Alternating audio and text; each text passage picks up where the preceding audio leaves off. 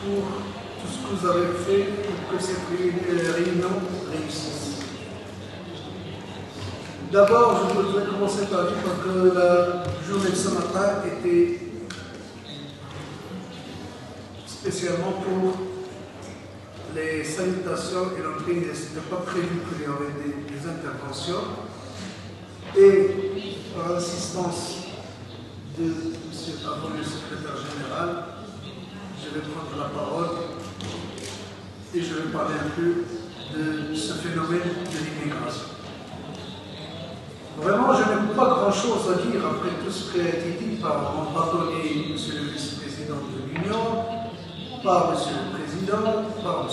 le bâtonnier de Madrid, mais j'aimerais donner quelques remarques. Et là, je vais parler un peu historiquement. Ce phénomène d'immigration, je crois qu'il a toujours existé. C'est un phénomène qui a existé avec l'existence de l'humanité. D'ailleurs, toute l'Europe, toute la rive nord, qui est à 80% de confession christianiste, a été convaincue et convertie à cette religion par l'immigration des gens du Sud. Parce que le christianisme est né au sud de la Méditerranée. Le judaïsme, il est né au sud de la Méditerranée. Et qui ont transformé ou transporté ces idées, ces religions, c'est les humains. Ça n'a pas été envoyé par email, par fax. C'était des gens, des humains, c'était des mouvements de personnes entre les deux rives, le nord et le sud. Ce phénomène qui n'est jamais arrêté, s'est continué au début de ce siècle.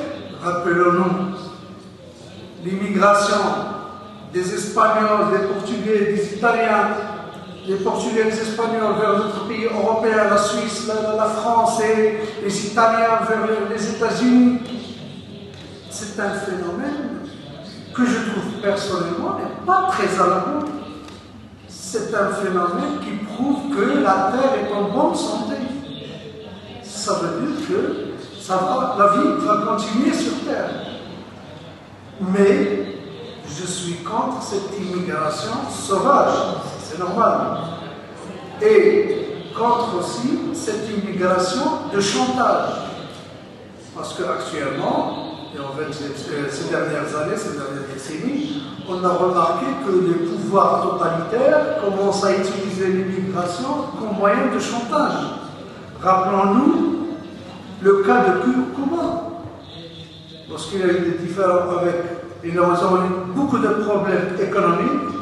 Pour faire pression sur les États-Unis, ils n'ont trouvé que le moyen d'ouvrir les frontières et à la nage pour que les citoyens cubains traversent vers la côte est des États-Unis.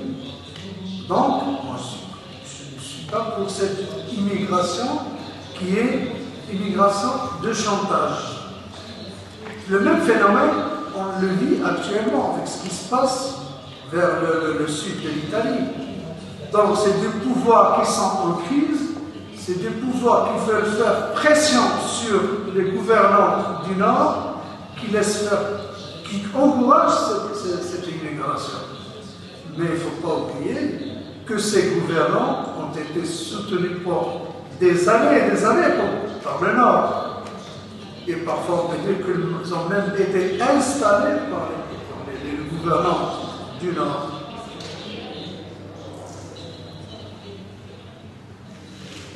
Autre point, et je vais conclure, la rive sud aussi commence à vivre un fléau d'immigration, soit du Nord, soit des pays sud-sahariens. Par exemple, en donnant l'exemple du Maroc, le Maroc actuellement est devenu un pays d'accueil pour les immigrants.